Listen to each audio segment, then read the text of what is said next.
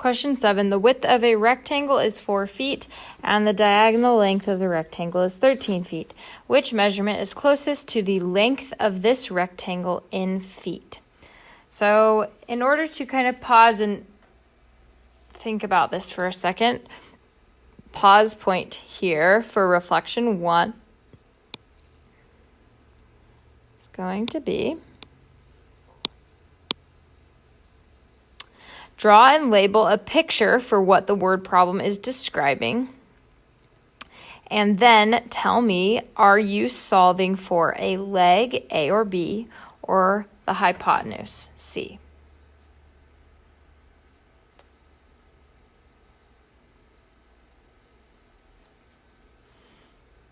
All right. So here we go.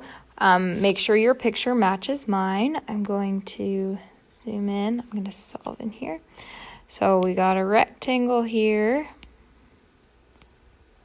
And we have a diagonal length going across. And so each of these, recognizing that each of these corners obviously is going to be a right angle. So the width is 4 feet.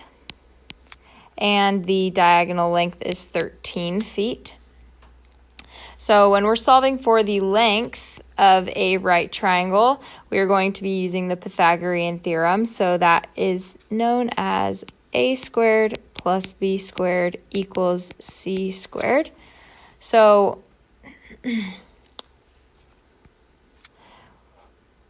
hopefully you remember that the length across from the right angle on either side is going to be the hypotenuse. So that's going to be filled in for our C. And A and B are interchangeable, so I'm just going to do a squared plus 4 squared equals 13 squared. So then from here, what I'm going to do is subtract 4 squared from both sides. You could also simplify those numbers, but since you get to use a calculator, it's just as easy to do that. So I'm going to, that becomes 0. Then we're left with a squared equals 13 squared minus 7 squared, 13 squared minus 4 squared. So I'm going to go over to my calculator. 13 squared minus 4 squared. So we have 153. A squared equals 153. And then in order to unsquare something, we're going to have to take the square root of both sides. So that's left with the square root of a squared is a, and the square root of 153, going back to our calculator. The square root button is located by the squared button, except we're going to have to push the second. And then if you notice all the things that went blue, so the square root of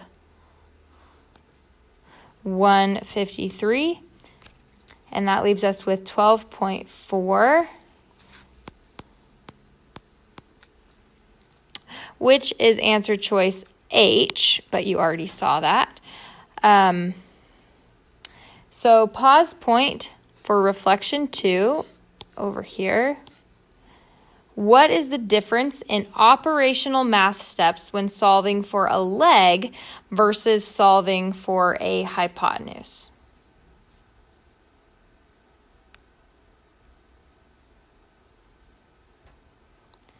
So remember what we did over here.